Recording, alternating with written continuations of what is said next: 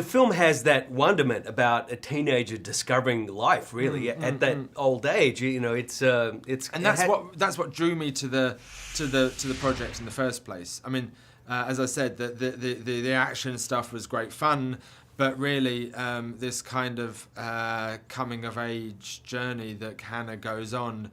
And what she can show us about the world, you know, she has a sort of clarity of view, a bit like kind of E.T. or someone. Do you know what I mean? That there's a kind of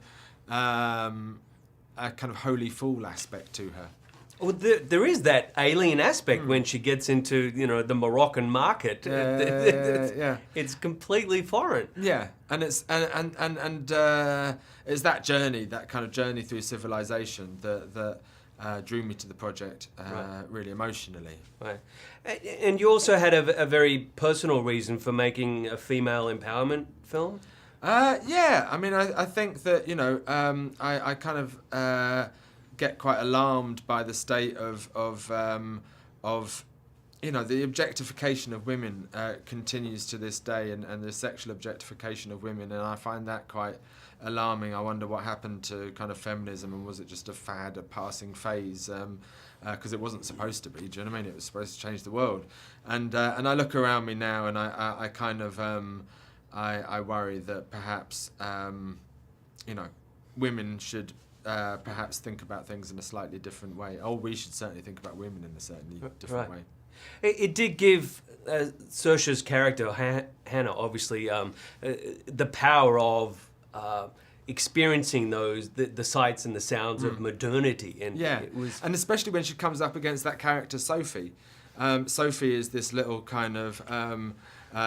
you know, tabloid reading, OK magazine, celebrity culture kind of nightmare, and I like the idea of bringing Hanna up against that, and these two kind of reflecting each other, and in a way falling in love with each other. You know, that Sophie is all about kind of the superficiality of life. You know, is into handbags and fake boobs and all of this kind of stuff.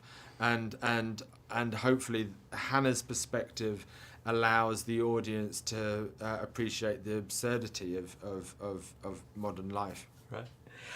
Casting Cate Blanchett as the Wicked Witch, that was a bit of a sexy nice Wicked Witch. Yes. Sexy Wicked Witch. I mean, that was the idea, is that I wanted her to kind of be alluring and terrifying and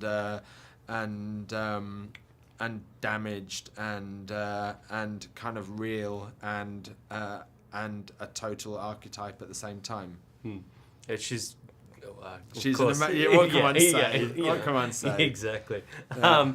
And now the shady past with the CIA, it sort of has the spectre of almost of Nazi experiments and cloning and things.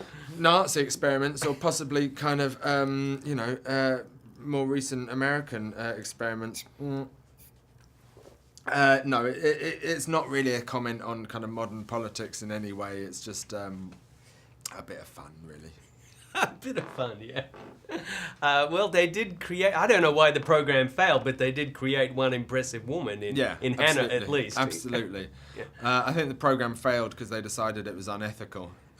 Imagine that. There was a change of administration.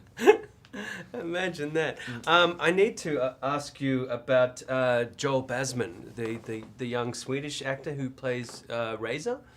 Oh yes, right, yeah. Why? Why? Because I'm covering for a Swiss outlet as well. Oh, okay, right, yeah. Okay. Go ahead, ask me about him. Yeah.